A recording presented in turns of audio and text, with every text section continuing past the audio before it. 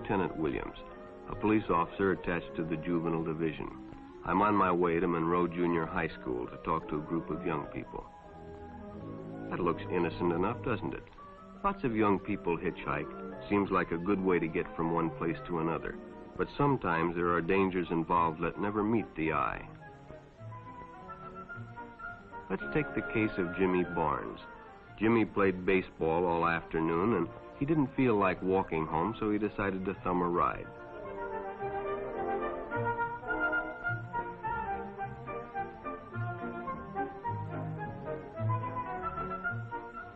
He'd done it 100 times before, and he didn't think anything was unusual when the driver struck up a friendly conversation. In fact, he seemed like a real nice guy. He asked Jimmy if he played baseball in the park often. Jimmy told him they practiced 3 times a week and played a rival group on Friday afternoon. The stranger was a good listener, too, and it only seemed minutes before they pulled up in front of Jimmy's house.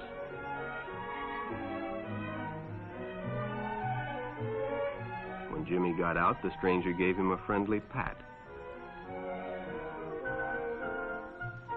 Then he told him he'd see him again, as he always drove by the park on his way home.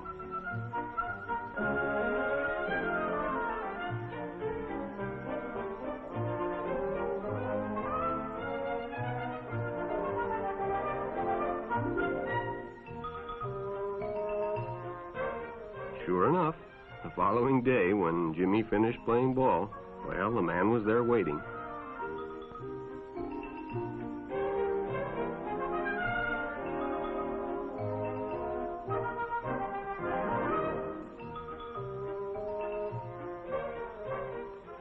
They stopped at a drive-in, and the stranger treated him to a Coke. During their conversation, he told several off-color jokes, but Jimmy had heard others before, and, well, it made him feel big to so easily win the confidence of an older person.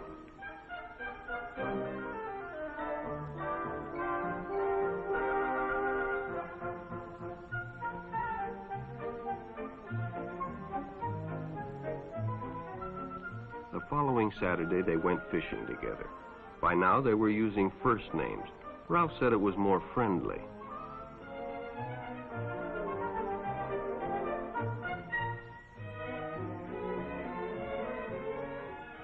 Jimmy hadn't enjoyed himself so much in a long time.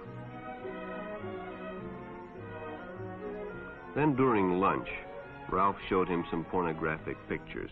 Jimmy knew he shouldn't be interested, but, well, he was curious. What Jimmy didn't know was that Ralph was sick, a sickness that was not visible like smallpox, but no less dangerous and contagious, a sickness of the mind. You see, Ralph was a homosexual, a person who demands an intimate relationship with members of their own sex. But by now, Jimmy felt a fondness for Ralph, and they continued to go places together. Ralph was generous and took Jimmy many interesting places and did many nice things for him. He bought presents and even gave him money, but payments were expected in return. You see, Jimmy hadn't recognized Ralph's approach soon enough. When Ralph first asked Jimmy to go fishing alone, he should have discussed it with his parents or teacher. Finally, Jimmy told his parents, and they reported it to the juvenile authorities. Ralph was arrested, and Jimmy was released on probation in the custody of his parents. But all homosexuals are not passive. Some resort to violence, as in the case of Mike Merrick.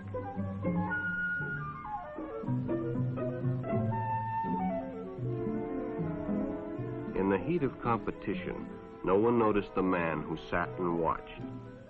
And when the game broke up and the others left, Mike decided to stay and practice a little longer.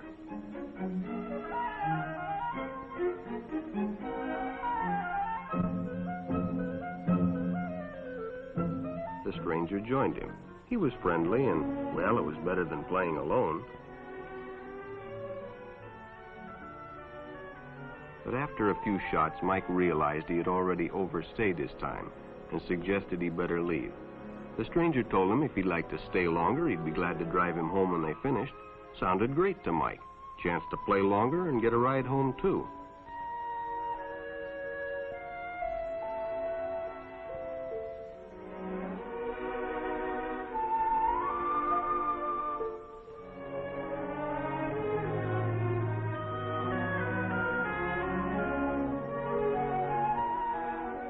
when they finished, the stranger told him he'd make a fine player someday if he got lots of practice.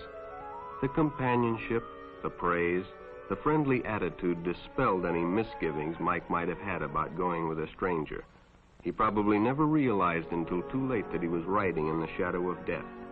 But sometime that evening, Mike Merrick traded his life for a newspaper headline.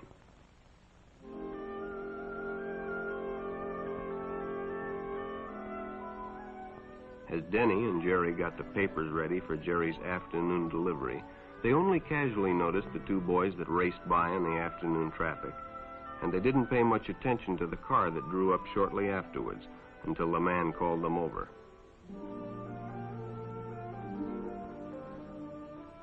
Had two boys been by on bicycles? The boys nodded they had. Could they recognize them if they saw them again? Well, Denny guessed he could. Then hop in, the man said. Those are stolen bikes.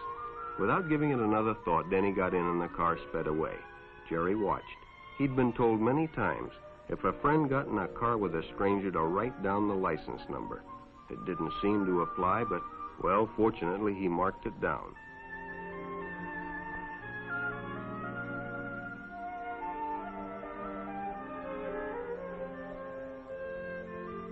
When he delivered a paper to Denny's house, he asked his mother if they'd caught the boys that had stolen the bicycles.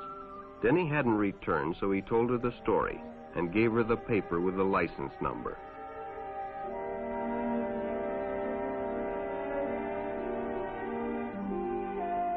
Being a careful parent, she decided to call the police. Jerry supplied the necessary information, and the stranger's car was quickly spotted.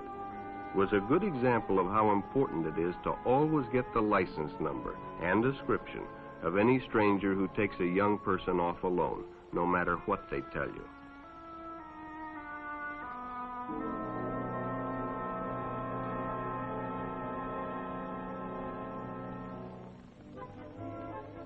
Public restrooms can often be a hangout for the homosexual. Bobby and his friends hadn't noticed the man who had been in the restroom when they changed, and as it was late, he suggested they take the shortcut under the pier, but the others preferred to take the more traveled way home.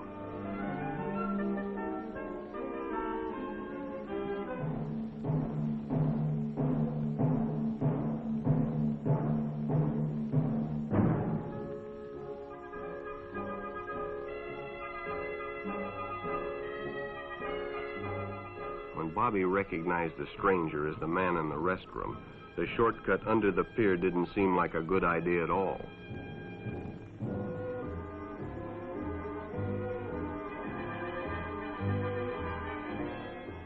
After all, it's more fun to stay with your friends anyway.